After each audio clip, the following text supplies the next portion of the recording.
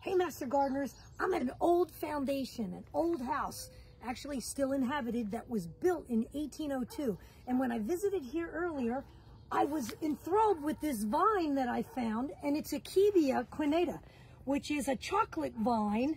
And what it's known as, well, let me show you. It's listed in the Plant Invaders of Maryland in the natural areas. And let me read to you some information about the chocolate vine.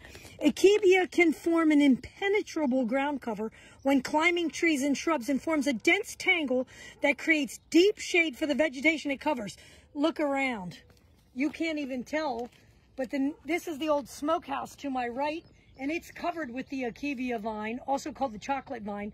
And what you can't tell is in front here is an air conditioning unit that's covered with it from last year. This vine can go up to 40 feet. Look up the side of the house here. You can see it easily climbs 40 feet, so it can suffocate trees. And it forms a fruit pod that disperses seeds, and actually it's edibles. But let me show you this. Here's the old picture from 1902, and the Akebia vine is actually going up the porch here. So we can document that this vine has been at this property for 100 years or more, growing on the patio and porch. And that same porch is right here behind me, right over here. And what caught my attention was the beautiful flower, and I don't know this plant that well until I visited here. Take a zoom in and look at this flower blossom. It's a beautiful little flower. It has a chocolate smell to it, a little bit more of a vanilla type smell. And that's another reason it's called the chocolate vine. It is native to Japan, China, Korea, introduced in the United States in 1845.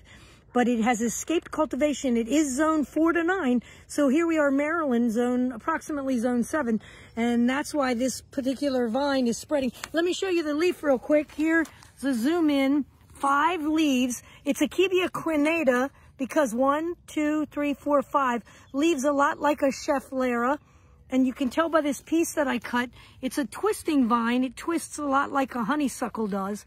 And that's how it climbs whatever it's vigorously covering by twisting and bending. So 5 leaves, compound leaf, and fast moving. And you can't quite zoom too well, but here's the flowers on it. It blooms on 2-year-old wood. And so there's some blossoms up inside of there, that chocolate color maroon flower. But Akebia quinata, chocolate vine, a vine that you should remove when you find it in the woods.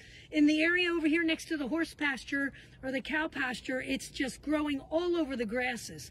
Sometimes it's evergreen if it's in the southern parts of the United States, but for the most part here in Maryland, it's a deciduous plant. So Akebia quinata, an invasive that you need to be familiar with, Master Gardeners.